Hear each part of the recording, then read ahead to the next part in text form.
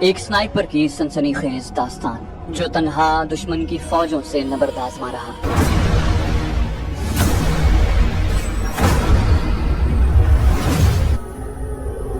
آپ کے لیے پیش خدمت ہے۔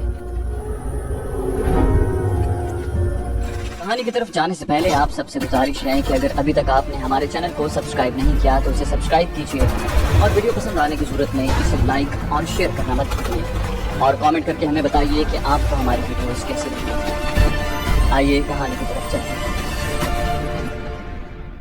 عام لباس کے اوپر پہنا گلی سوٹ گو چلنے میں رکاوٹ پیدا کر رہا تھا، مگر چھپاؤ کے لیے بہت ضروری تھا۔ گلی اسکاٹ لینڈ میں استعمال ہونے والی ایک اصطلاح ہے جو ایک زمانے میں ان خاص داروغوں کے لیے استعمال ہوتی تھی جو اپنے بادشاہ کی زمینوں میں ناجائز طور پر شکار کھیلنے والوں سے حفاظت کرتے تھے۔ اس کے ساتھ ساتھ گلی گھاس میں مکمل طور پر چھپ کر بلا حرکت پڑے رہتے اور ہرن کا انتظار کرتے، مناسب وقت آنے پر کود پڑتے اور اسے ہاتھوں سے دبوچ لیتے، پھر بادشاہ کے حضور پیش ہو کر ہرن کا تحفہ دیتے اور انعام و اکرام سے نوازے جاتے۔ اسی اصول کو مد نظر رکھتے ہوئے آج کل کے دور میں سنائپر اپنے آپ کو دشمن سے بچانے کے لیے اپنے ارد گرد کے ماحول کے مطابق خود کو ڈھال لیتے ہیں۔ آج کے جدید دور میں گلی سوٹ نے اتنی ترقی کر لی ہے کہ مختلف ممالک اعلیٰ درجے کے گلی سوٹ تیار کر رہے ہیں جو ہر علاقے میں استعمال ہو سکتے ہیں۔ ترقی یافتہ ممالک کے سنائپر یہی گلی سوٹ استعمال کر رہے ہیں۔ میں گلی سوٹ اتارے بغیر چلتا گیا، وہاں سے میں جتنا جلد غائب ہو جاتا اتنا بہتر تھا۔ جلد ہی دشمن نے اس علاقے کو گھیرے میں لے لینا تھا۔ پکڑے جانے کی صورت میں انہوں نے میرے ساتھ جو کرنا تھا اس کا اندازہ لگانے کے لیے کسی عقل بینا کی ضرورت نہیں تھی۔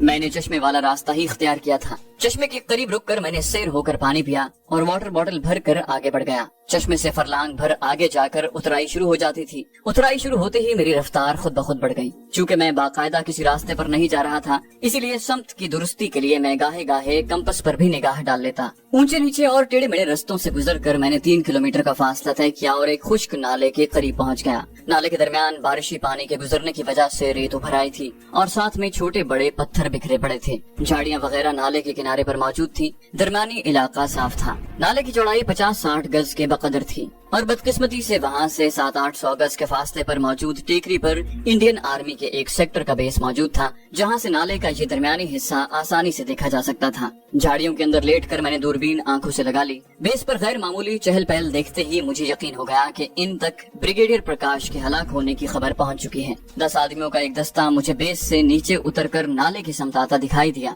وہ یقیناً جائے وقوع کی جانب روانہ تھے، تمام کے تمام ہتھیاروں سے لیس تھے۔ وہ نالے میں اتر کر میری جانب بڑھنے لگے۔ ان کے پیچھے ایک اور دستہ تھا جو نالے میں آنے کی بجائے سیدھے رستے پر چلتے ہوئے وقوع کی جانب بڑھتا گیا۔ یہ میری خوش قسمتی تھی کہ میں تیز رفتاری سے چلتے ہوئے اس جگہ پہنچ گیا تھا، ورنہ یقیناً ان سے رستے میں مٹ بھیڑ ہو سکتی تھی اور ایسی صورت میں میرا مارا یا پکڑا جانا یقینی تھا۔ میرے پاس اس کے علاوہ کوئی چارہ نہیں تھا کہ وہیں چھپا رہوں۔ دوربین سمال پیک میں ڈال کر میں جلدی سے جھاڑی کے مزید اندر کھسک گیا۔ جھاڑی کے تنے کے قریب پہنچ کر میں بالکل ساکت لیٹ گیا، یوں کہ اپنے سانس کی آواز خود مجھے بھی سنائی نہیں دے رہی تھی۔ مجھے زیادہ انتظار نہیں کرنا پڑا تھا، جلد ہی ان کی باتوں کی مجھے آواز آنے لگی۔ وہ پنجابی اور ہندی دونوں زبانوں میں باتیں کر رہے تھے۔ پنجابی بولنے والے شاید سکھ تھے۔ ان کے قریب آنے تک جھاڑی کے تنے اور شاخوں پر پھرتے ہوئے چونٹوں نے میرے بدن پر مٹر گشت شروع کر دی تھی۔ ایسی حالت میں عام بندہ چونٹیوں کو بدن سے دور چھٹکنے سے باز نہیں رکھ سکتا، کیونکہ یہ بہت بے دردی سے کاٹتے ہیں۔ میرے کان کی عقبی جانب اور ناک کی جڑ میں بھی 2 نے بڑے مزے سے دانت گاڑ رکھے تھے، مگر میں نے پلک تک نہ جھپکی تھی۔ ایسی حالت میں تو سنائپر ایک بچھو کو بھی خود سے دور نہیں جھٹکتا۔ کم از کم 8-10 بندے ہوں گے۔ میری سماج سے گزرنے والوں کا پہلا مکمل اور واضح فقرہ یہی ٹکرایا۔ ایک دوسری آواز نے اس کی تردید بھی کی، زیادہ بھی ہو سکتے ہیں۔ وہ جوڑیوں کی صورت میں روانہ تھے۔ اپنے ہتھیار انہوں نے تیار حالت میں پکڑے ہوئے تھے۔ ایک آدمی نالے کی دائیں اور دوسرا بائیں سمت کی نگرانی کر رہا تھا۔ یار اچھا ہوا بریگیڈیئر پرکاش سے تو جان چھوٹی، خجل خوار کر کے رکھا تھا بے غیرت نے۔ یہ دوسری جوڑی کے آدمی کی آواز تھی۔ اس کے ساتھی نے جواب دیا، اس کی تو خیر ہے، بلکہ میجر سورن کی موت بھی قابل برداشت ہے، مگر کرنل جگجیت سنگھ بہت اچھا انسان تھا۔ گھات لگانے والے تو بس بریگیڈیئر پرکاش کے لیے ہی آئے ہوں گے، مگر اس کی آواز معدوم ہوتی گئی اور تیسری جوڑی کی آواز میری سماج سے ٹکرانے لگی۔ اگر ان کی تعداد واقعی 8-10 ہے تو ہم 10 بندے انہیں کیسے روکیں گے؟ اس کے ساتھی نے جواب دیا، دوسری پارٹی سیدھے رستے پر جا رہی ہے اور باقی سیکٹر سے بھی پارٹیاں روانہ ہیں۔ سارے علاقے کا گھیراؤ کر کے تلاشی لی جائے گی۔ کمانڈوز پلاٹون بھی بلائی جا رہی ہے۔ چوتھی جوڑی کا ایک آدمی انہی جھاڑیوں میں جہاں میں چھپا ہوا تھا رکتا ہوا بولا،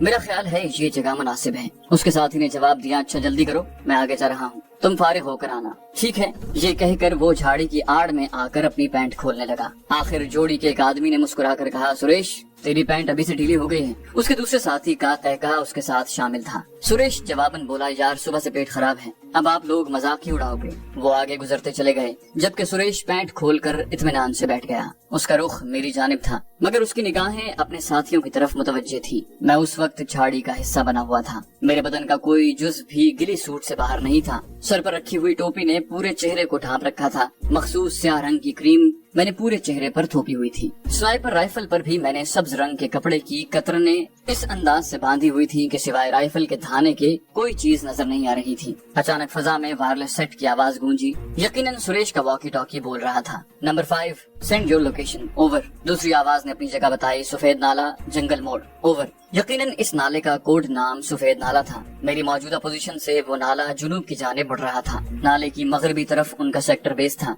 बीस के नीचे भी छदरे छदरे दरख्त मौजूद थे, मगर मशरकी तरफ काफी घने दरख्त फैले थे जो नाले के साथ दूर तक चले गए थे। जुनूब की तरफ मुड़ने के बाद नाले की चौड़ाई दुगने से भी ज्यादा हो गई थी और दरख्त बतदरीज टेकरियों तक फैल गए थे। इनमें चीड़ और दियार के बुलंदोबाला दरख्तों के साथ साथ झाड़ी नुमा दरख्त भी मौजूद थे। तुनक के सदाबहार दरख्त भी बकसरत बिखरे हुए थे और इन्हीं दरख्तों के जंगल में मैं अपने उस्ताद सादिक को छोड़ गया था। स्नाइपर्स के नुक्ता नजर से अब ये इलाका महफूज नहीं रहा था, मगर अपने साथी को साथ लेना निहायत जरूरी था। अगर हवालदार सादिक वहाँ छुपा न होता तो यकीनन मैंने नाले नाले में आगे बढ़ जाना था और दुश्मन के इस इलाके को घेरने से पहले मैं कहीं दूर निकल गया होता। अपने साथियों को चौकन्ना होने की हिदायत दे दो और तमाम को बता दो कि जहाँ सिर्फ एक बंदे की मौजूदगी के आसार मिले हैं, वो बहुत अच्छा निशानेबाज और मंझा हुआ स्नाइपर है। इस एक ही ने हमारे 8 आदमियों को शहीद कर दिया है, इसलिए एहतियात से काम लें, ओवर। मुसलमानों की देखा देखी दूसरे मजाहिब के लोग भी अपने जंग में हलाक होने वाले सिपाहियों को शहीद कहने लगे हैं।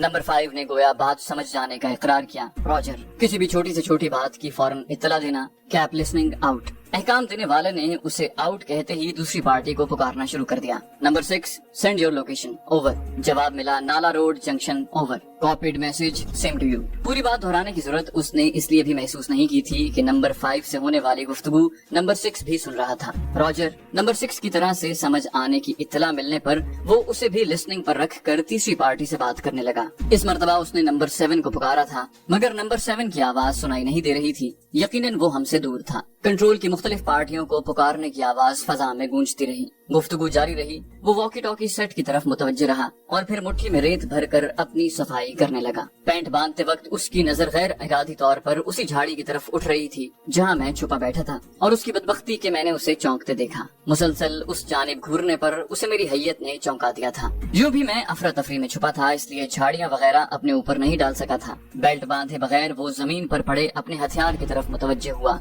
उसके हथियार संभालने तक मैं ये फैसला कर चुका था कि मुझे क्या करना है। ठक की आवाज के साथ उसके सर में रोशनदान खुल गया। वो नीचे गिरकर तड़पने लगा। मैं जल्दी से झाड़ी से निकला और उसकी लाश को घसीट कर झाड़ी में फेंक दिया। उसका वॉकी टॉकी सेट मुझे कारामद लगा। वॉकी टॉकी सेट माँ इजाफी बैटरी उठाकर मैंने अपने पास रख लिया और फिर झाड़ियों की ओट में रहते हुए मैंने उसके जाने वाले साथियों की तरफ निगाह दौड़ाई। वो फरलांग भर आगे निकल गए थे। दूरबीन निकाल कर मैंने बेस की तरफ निगाह दौड़ाई। एक आदमी मुझे टहलता हुआ नजर आया। उस जगह से नाला अबूर करने में देखे जाने का सख्त खतरा था। मैं झाड़ियों की आड़ लेकर बेस की तरफ रवाना हो गया। वॉकी टॉकी सेट की आवाज कम करके सेट मैंने ऑन रहने दिया था। जल्द ही सेट से सुरेश को पुकारा जाने लगा। Number 5 for nickname Suresh, over. Number 5 for nickname Suresh, over. वो बार बार सुरेश को पुकार रहा था, मगर जैसे ही उसने वक्फा किया सेट से एक दूसरी आवाज बुलंद हुई। वैसे ज्यादातर सामीन तो जानते होंगे, मगर जिनका कभी वायरलेस सेट से वास्ता नहीं पड़ा उनकी इत्तला के लिए बतलाता जाऊं कि वायरलेस सेट पर जब एक तरफ से बात हो रही हो तो सुनने वाला बात नहीं करता, यहाँ तक कि बोलने वाले को ओवर कहकर अगले को मौका देना होता है। इस ज़िम्न में ये भी याद रहे कि कंट्रोल उसको कहते हैं जो किसी जगह मौजूद तमाम पार्टियों को कंट्रोल कर रहा हो और वायरलेस पर पैगाम भेज रहा हो। Control for number 5, over. Yes number 5 for control, over. वो कंट्रोल को जवाब देने लगा। नंबर 5 निकनेम सुरेश कहाँ गया है और जवाब क्यों नहीं दे रहा? वो रफ़ा हाजत के लिए रुका था, 15-20 मिनट होने को हैं, पता नहीं क्यों जवाब नहीं दे रहा। मैंने उसकी तलाश में आदमी भेज दिया है, ओवर। अकेला आदमी नहीं भेजना, तमाम को वापस लेके जाओ, हरी अप एंड जल्दी से ओके रिपोर्ट भेजो, ओवर। कंट्रोल से बोलने वाले का लहजा काफी सख्त और तंबीही था। रॉजर। नंबर 5 जल्दी से बोला, मगर कंट्रोल की तरफ से कोई जवाब नहीं मिला था। उनकी गुफ्तगू सुनकर मेरे कदमों में खुद ब खुद तेजी आ गई थी। थोड़ी देर बाद मैं बेस के नीचे से होकर नाला उबूर कर रहा था। उस जगह मैं बेस से भी नजर नहीं आ रहा था और नाले में मौजूद दुश्मन की नजर से भी ओझल था। नाला उबूर करके मैं जो ही झाड़ियों में घुसा वॉकी टॉकी एक मर्तबा फिर बोल उठा, नंबर 5 फॉर कंट्रोल ओवर। उसकी आवाज सख्त घबराई हुई थी। यस ओवर, कंट्रोल की आवाज आई। नंबर 5 घबराहट आमेज लहजे में बोला, सुरेश कत्ल हो गया है, ओवर। हरी अप, पोजीशन ले लो, वो यहीं कहीं छुपा है, मैं बाकी पार्टियां भेज रहा हूँ, जवानों को कहो आड़ में रहें, ओवर। नंबर 5 ने कहा, Roger. Control for Lali sector base, over. Control यकीनन उसी बेस को राब्ता कर रहा था जहाँ से मैं गुजर कर आया था। Base for control, send your message, over. क्या अपने आदमी तुम्हारी नजर में हैं, ओवर। यस, मुझे नजर आ रहे हैं, ओवर। क्या उनके अलावा कोई हरकत नजर आ रही है, ओवर। नो, अब तक तो नजर नहीं आई, जैसे ही नजर आएगी मैं आपको बता दूंगा, ओवर। Over and all. ये कहकर कंट्रोल तमाम पार्टियों को सफेद नाले की तरफ इकट्ठा होने की हिदायत जारी करने लगा। मैंने उनकी गुफ्तगू के इख्तिताम पर वॉकी टॉकी को बंद कर दिया, क्योंकि मुसलसल चलने पर बैटरी ने खत्म हो जाना था। वो एक इजाफी बैटरी मेरे पास मौजूद थी, मगर फिर भी अक्लमंदी का तकाजा यही था कि मैं वॉकी टॉकी के इस्तेमाल में किफायत शारी से काम लूं। उनकी गुफ्तगू ने मेरे कदमों में बिजली भर दी थी। मैं जितना जल्दी वहाँ से गायब हो जाता बेहतर था। अगर एक बार वो जंगल को घेरे में ले लेते तो यकीनन मैंने चूहेदान में फंस कर रह जाना था, बल्कि मेरे साथ उस्ताद सादिक ने भी मारा जाना था। किलोमीटर भर सफर तय करने के बाद मैं थोड़ा सा रुका। स्मॉल पैक से नक्शा निकाल कर मैंने अपनी समत दुरुस्त की और फिर चल पड़ा। जल्द ही मुझे इमदादी निशान नजर आ गया। ये चीड़ का एक बुलंद दरख्त था, जिसके तने पर मैंने जाते वक्त मखसूस निशान लगाया था। वो दरख्त नजर आते ही मेरे लिए रास्ते की शनाख्त आसान हो गई थी। इस दरख्त से 200 कदम जुनूब की जानिब एक छतरी नुमा दरख्त, जो जरा सा मशरिक की जानिब झुका हुआ था, निशाने राह था। छतरी नुमा दरख्त के बाद चीड़ का एक टूटा हुआ दरख्त उसी सीध में मौजूद था। आसमानी बिजली गिरने की वजह से वो दरख्त निस्फ तने से कट गया था। एक निशान मिल जाने के बाद बाकी निशान मिलते चले गए। टूटे हुए तने वाले दरख्त से आगे मुझे 15-20 मिनट लगे और उसके बाद मैं ठीक उस मकाम तक पहुंच गया जहां मैंने उस्ताद सादिक को छोड़ा था। उस्ताद सादिक, मैंने हर एहतियात बालाए ताक रख दी और उसे आवाज दी। मेरे पास वक्त बहुत कम था, वरना उसूलन तो मुझे वहाँ बेधड़क आने से गुरेज करना चाहिए था, क्योंकि अगर उस्ताद सादिक खुदा न खास्ता किसी वजह से पकड़ा गया होता तो यकीनन दुश्मन वहाँ मेरी घात में बैठा होता। मैं यहाँ हूँ। मुझे उस्ताद सादिक की आवाज ताज़ा हवा के झोंके की तरह महसूस हुई थी। मैंने आवाज की समत का तायुन करते हुए उस तरफ निगाह दौड़ाई। वहाँ 3 दरख्त आपस में इस तरह जुड़े हुए थे कि एक फैले हुए घने दरख्त की सूरत इख्तियार कर गए थे। अगर वो मुझे आवाज न देता तो मैं उसे ढूंढने में नाकाम रहता। चलें सर, हमें फिलफौर यहाँ से दूर जाना होगा। इन दरख्तों के नीचे जाकर मैंने नजरें उठाई, मगर इस बार भी मुझे घनी शाखों के अलावा कुछ दिखाई न दिया। फिर शाखों में हरकत हुई और उस्ताद सादिक का चेहरा नजर आया। उसने छूटते ही पूछा, मिशन का क्या हुआ? सर, अल्हम्दुलिल्लाह कामयाब लौटा हूँ, मगर अब तफसीलात बताने का वक्त नहीं है, हमें चलना चाहिए। ज़ीशान, मुझे लगता है मेरे पाँव की हड्डी क्रैक हो गई है, पाँव सूज गया है। इस पाँव के साथ चलना एक ख्वाब ही होगा। उसकी आवाज में गहरे तासुफ की झलक थी। मगर सर, थोड़ी देर बाद ये जंगल दुश्मन के घेरे में होगा। उसने कहा, मेरी मानो तो निकल जाओ, कम से कम एक का जिंदा लौटना दोनों की शहादत से बहुत बेहतर होगा। अगर मेरा सहारा लेकर चलने की कोशिश करो तो शायद हम आहिस्ता आहिस्ता। वो कता कलामी करते हुए बोला, यकीनन वक्त जाया कर रहे हो, अब तक आप काफी दूर निकल गए होते। मैंने इत्मीनान से कहा, सही कहा। वैसे मुझे उम्मीद है कि इन दरख्तों पर 2 आदमियों के छुपने की गुंजाइश है। बेवकूफ मत बनो ज़ीशान। उसने मुझे डांटा। अगर ये बेवकूफी है तो मैं बेवकूफ भला।